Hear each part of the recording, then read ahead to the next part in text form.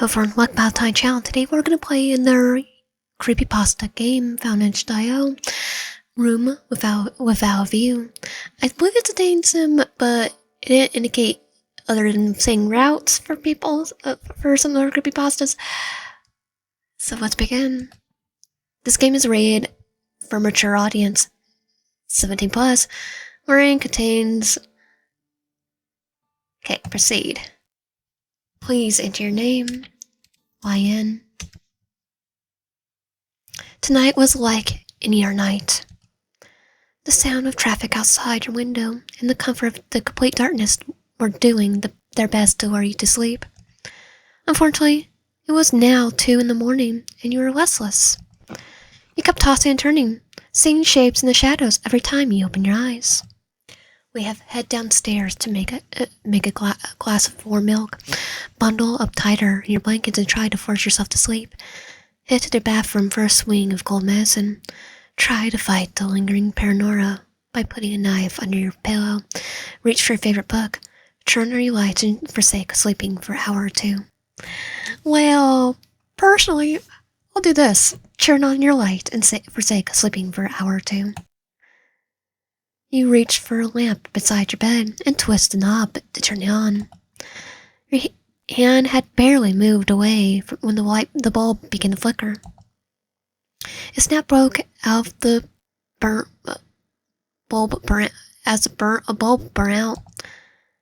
You heard a sharp squeaking sound coming from the other side of the room.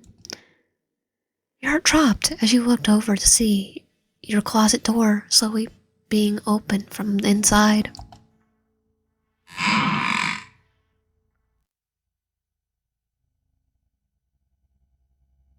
It's smiling. Let's go closer to it. You stopped breathing as you saw a face begin to form in the darkness. The creature looked directly at you and formed a menacing smile. It's a cute smile. Okay, grab your knife and aim to kill. Throw anything you can get out of your hands at the creature and head for the door. Run directly at your closet and throw your body weight against the door to shut it. Intimidate a wild boar, attempting to maul the creature, jump out the second-story window, which would surely lead to our death. Reach for the bat you kept under your bed. I'll go grab the knife and aim to kill. Your hand was frozen. If anything, all your hand could do was begin to shake lightly. Shake lightly? Mine's already shaking. The creature rushed from the closet and seemed to jump on the ceiling. As soon as you realized what was happening, you looked up directly above you to see sharp predatory teeth smiling. It looks nice. The next thing you knew, you felt a burnt object hit you on the back of your head. Everything went dark.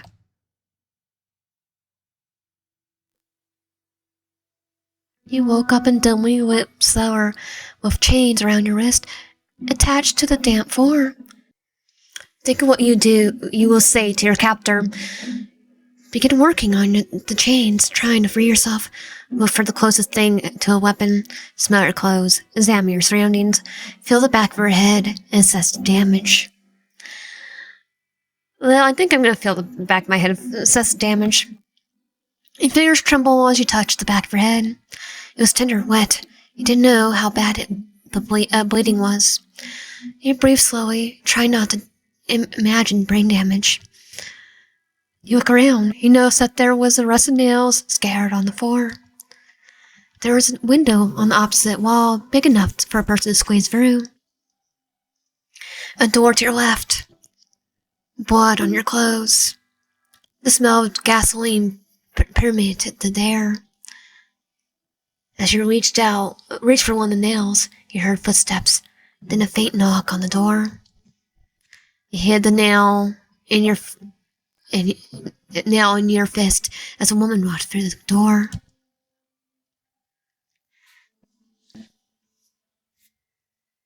Oh, it's the clock girl. She had a grin on her face and she looked at you. On closer inspection, you realized that the corner of her mouth had been stitched. There, where one of her eyes should have been, rested a clock of some sort. He stared at each other down as a tickling clock filled the silence. Lucky for you, your time isn't quite up. She grinned widely and began to saunter over to you. As he reached towards you, ask her what she means, retreat away from her. As soon as her chains fly out, headbutt her, use a nail as a weapon and rest to stab her one other eye. Snout at her like an animal longs to bite her throat. Stall her with conversation. Well, I'm gonna stall her with conversation. You held her hand out gently, talking quickly. Wait, can we talk about this? Her grin never faltered. She kept walking. Before she could grab a fist of your hair, she turned around in an instant to see another woman in the doorway. Oh, it's Jane. Clockwork. You're not supposed to be down here. The woman crossed her arms without a hint of emotion. Her hair was long and black, with eyes to match, and lips. Her skin was extremely pale, bound in a tight black dress. She looked like an eerie doll that a senile woman would have. Like my grandma. Though she gave me Chucky instead. Oh, Jane, I was only going to have some fun. I wasn't going to kill you, or kill her or anything, or nothing. She gave me a doll that looked like Chucky. The one known as Clockwork spoke wearily. She took this opportunity to work the rusted nail on your chains took as quietly as you could. Yeah, apparently I had a nightmare thing and Mom tossed it soon after. Let's just get back before you have any other stupid ideas. Jane sighed, turned to her heel to leave. At the moment, you heard a loud, quick sound in the room. Your chains fall off your wrist, and both the violent woman spun to look at you.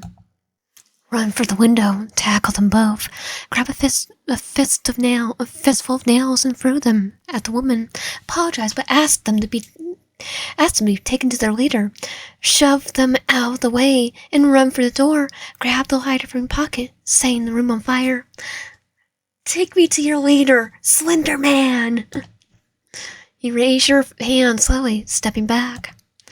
I don't want trouble. Just take me to whoever's in charge. That's what you're going to do with me anyway. Right? For a moment, they actually hesitated.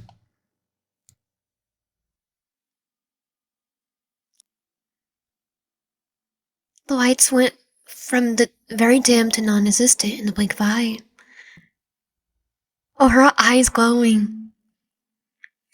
The sudden atmosphere froze your steps.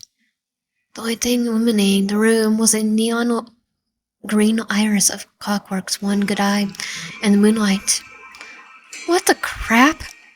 She was shouting, her eyes darting between you and where you assumed Jane was standing. It wasn't me. Jane's reply was firm. They began to bicker, and he took the opportunity to slip away. By cover of darkness, he pocketed the rusty nail and slowly kept through the room. You made your way towards the window, careful not to make a sound. You couldn't see an inch in front of your face. You began to use your hands as eyes, feeling your way to the opposite wall. You kept your breathing shallow, listening to be sure the girls haven't noticed. Your heart pounding in your ears as you reached for what you hoped was a wall. Instead, you felt fabric.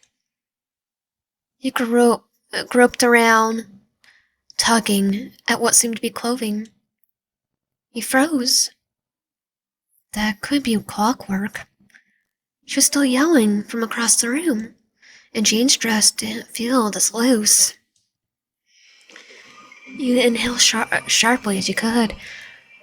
Gloved hand gripped your wrist. It's definitely not, Jeff, I know that.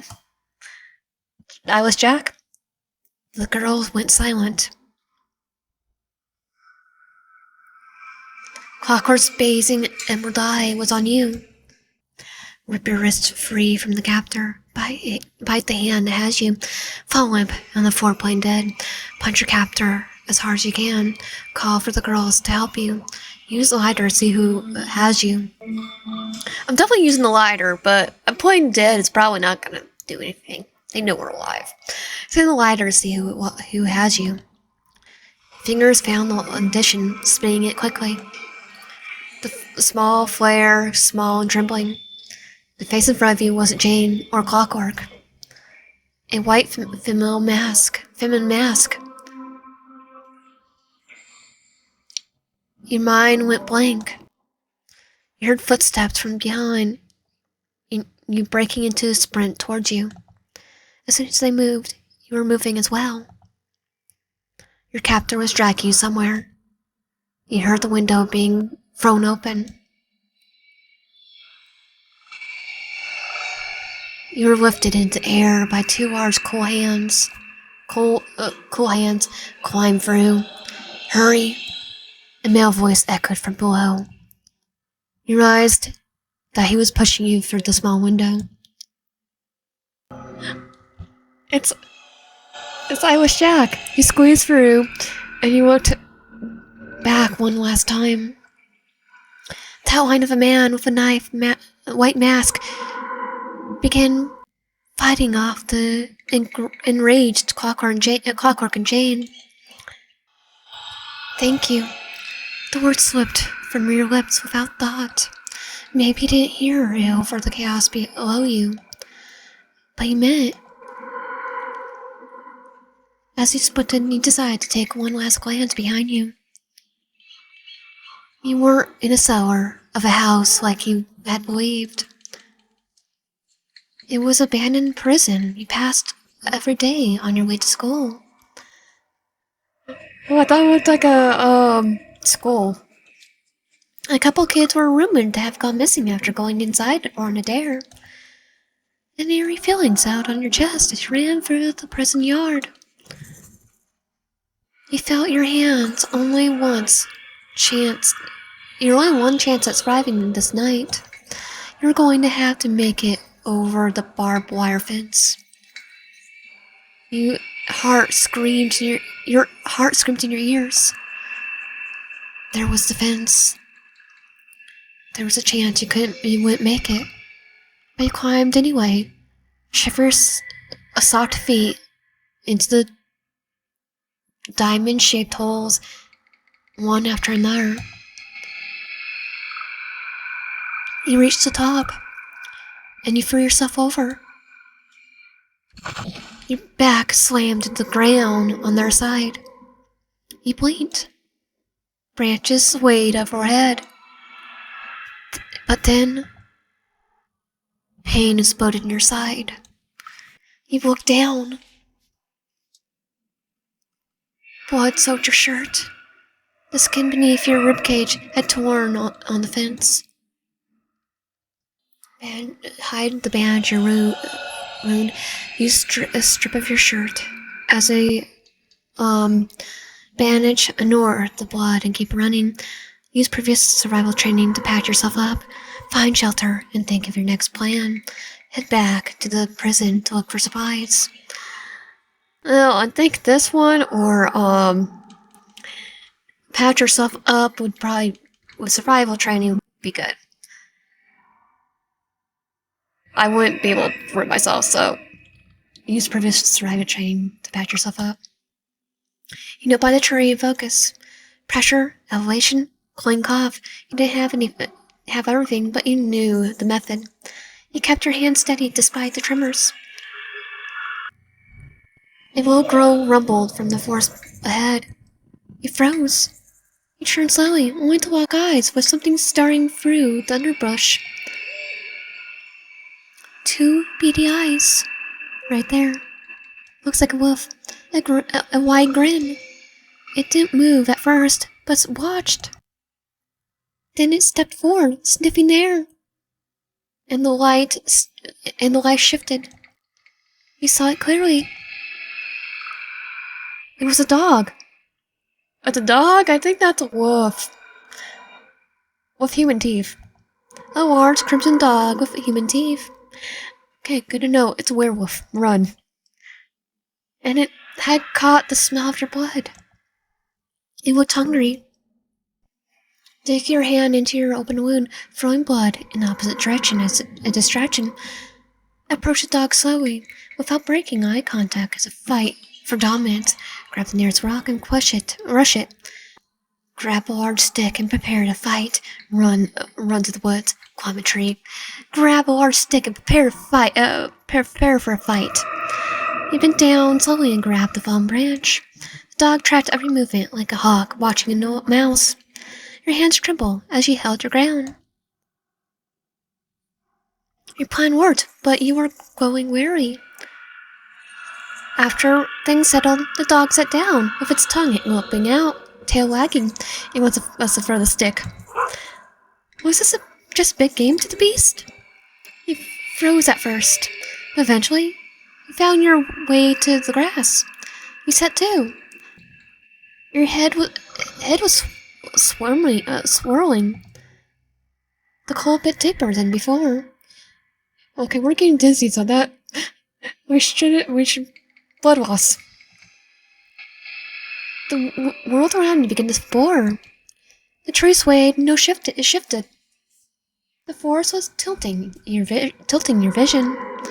You were in and out from blood loss. What did you find, man? What is it, Smile? The voice was low, different from the one who saved you earlier. A happy bark replied. You forced your eyes open, though every blink stung. There was someone pale crouching beside you. It's Jeff! You could barely focus, but you saw his smile. A wide, bloody grin stretched from ear to ear as he startled down at you with a mischief in his eyes. Ask for his help, stare him down, gripping your injured side, give it into the unconscious, reach for the rusted nail in your pocket, growl at him to get away from you, stay silent. Well, I'm gonna ask for his help. What could possibly go wrong for asking Jeff the Killer for help? You managed a whisper, barely audible, past your dry ribs. The answer just smiled wider. Maybe that was his version of mercy.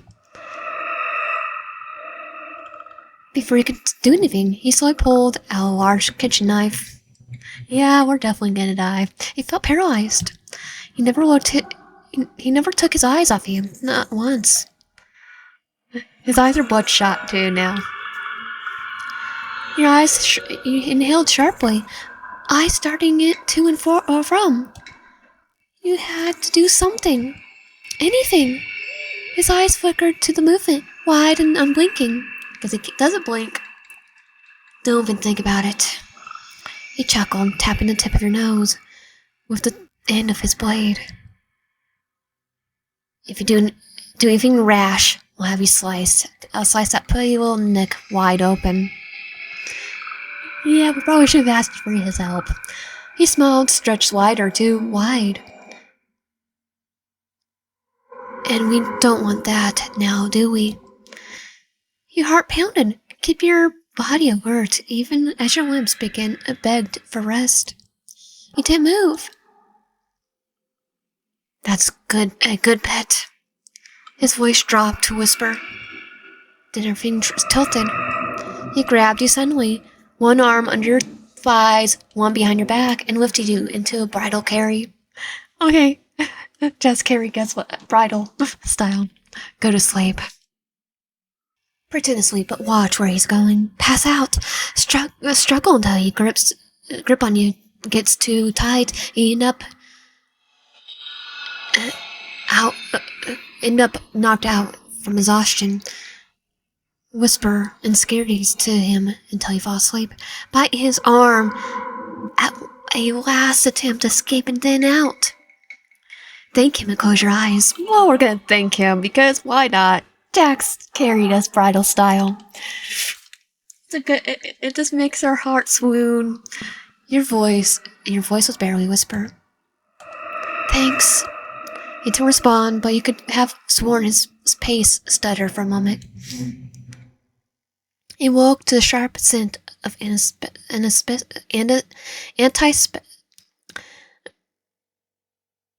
brain fart and house antispastic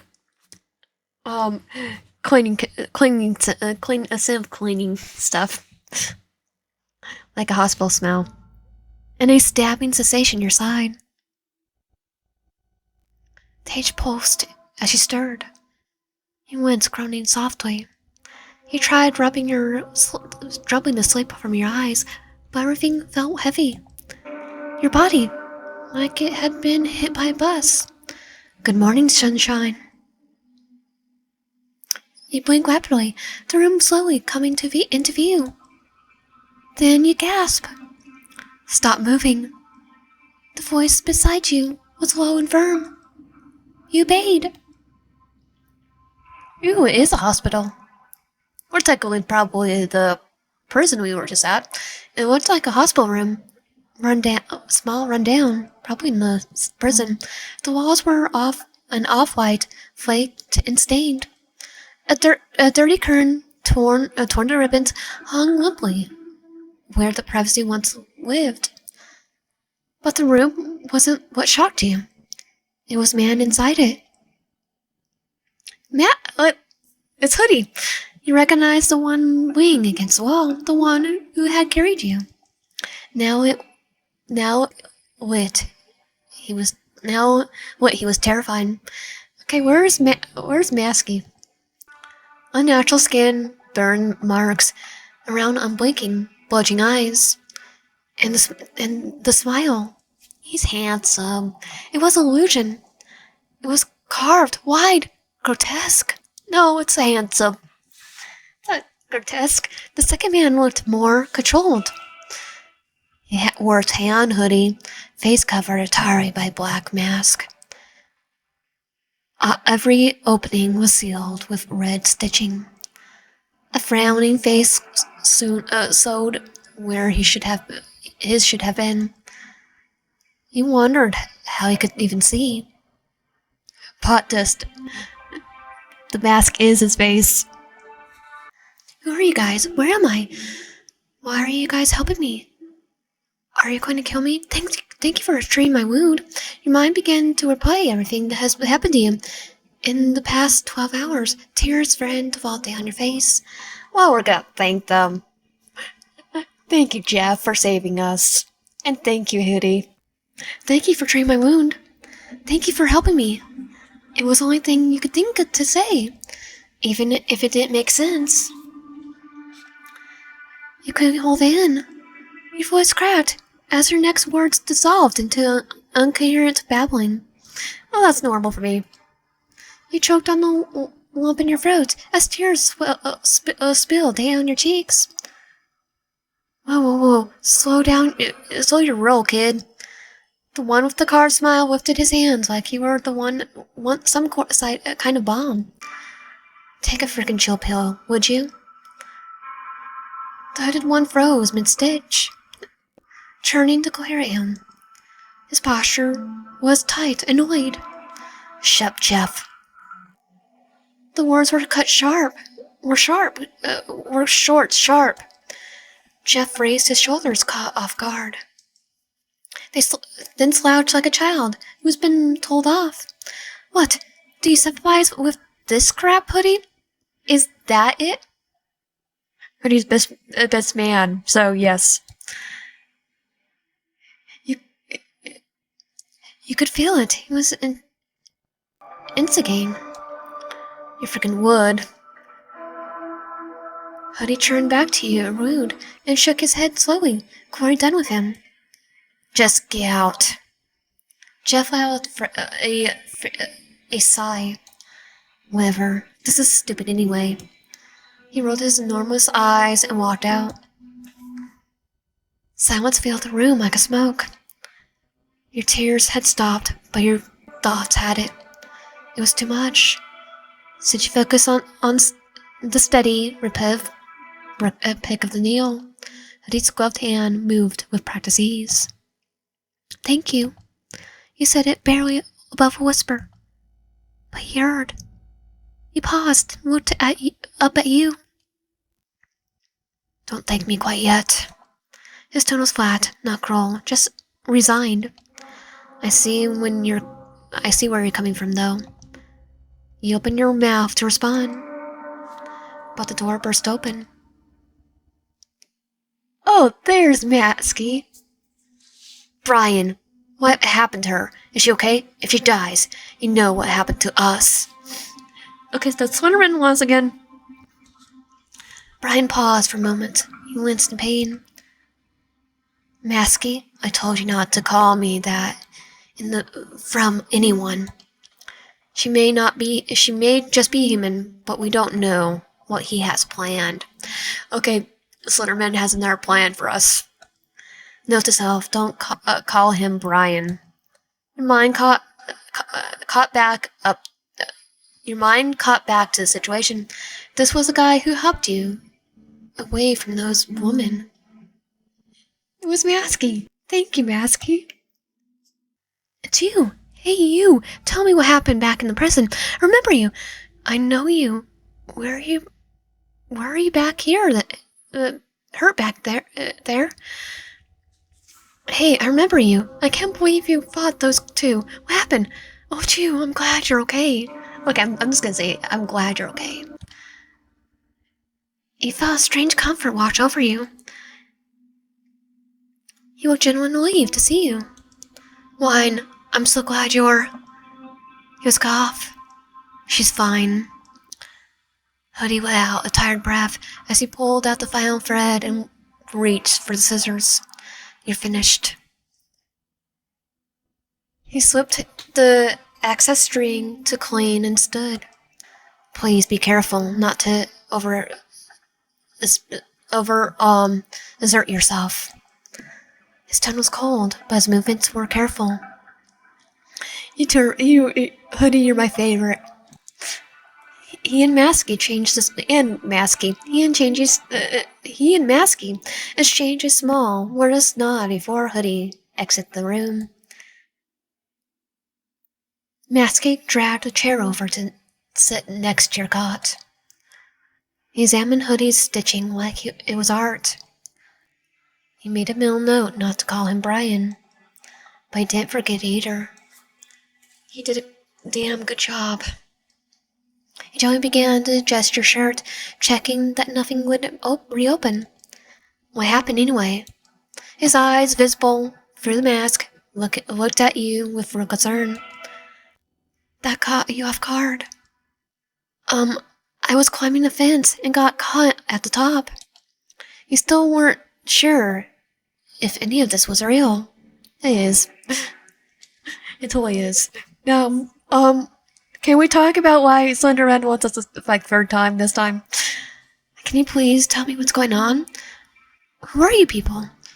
Why was I taken from my house? You tested the waters. Hoping kindness wasn't a trap. I'm sorry, Wyan. I can't tell you much. Orders are orders. He shrugged and lifted the mask just enough to place his cigarette between his lips. Instinctively reached for your lighter.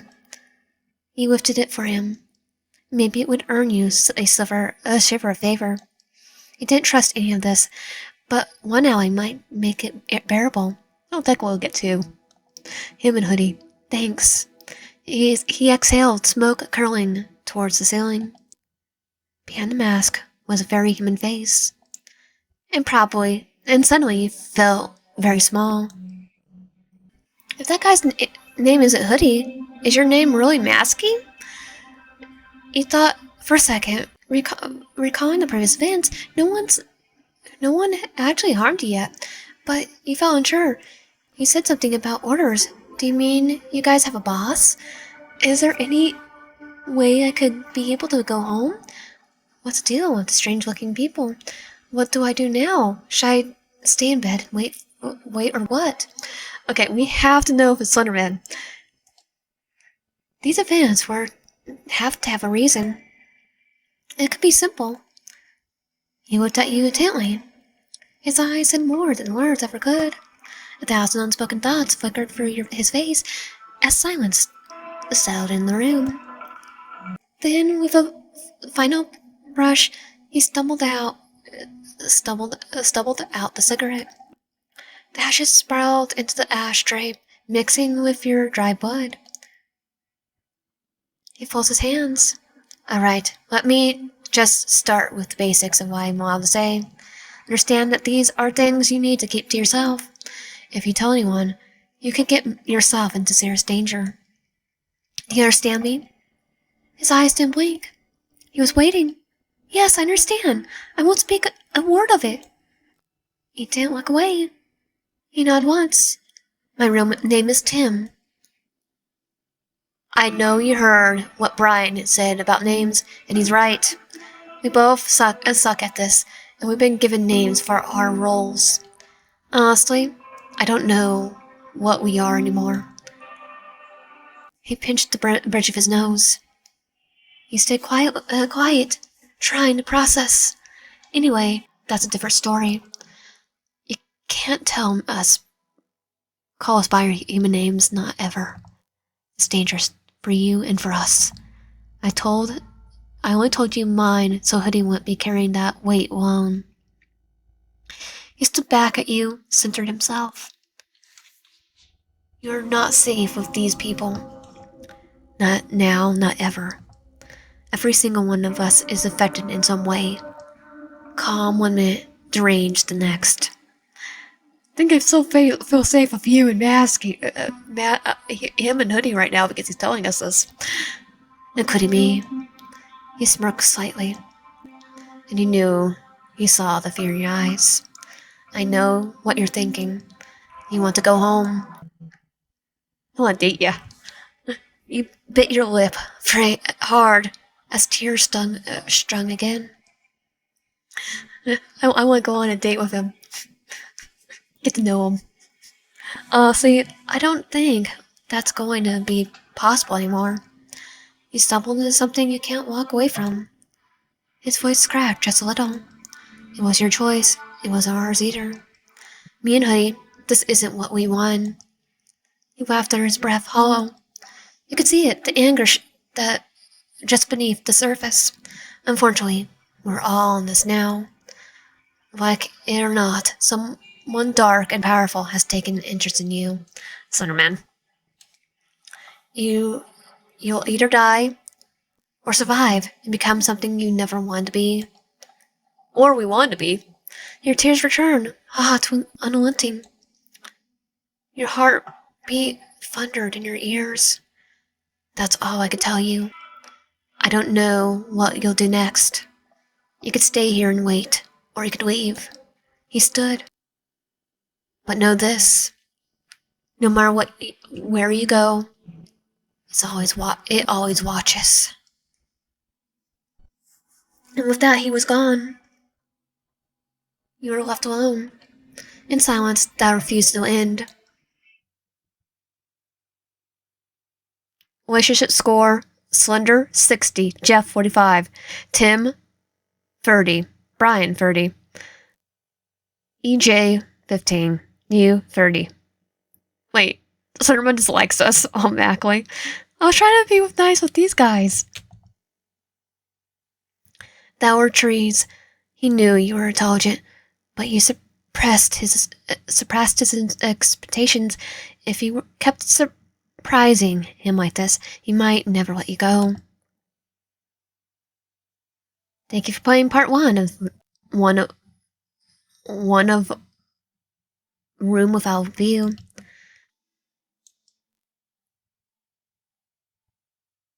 Okay, that was Room Without View. If you like my content, please consider subscribing if you haven't already. Comment down below and like the video. I'll see you guys next time.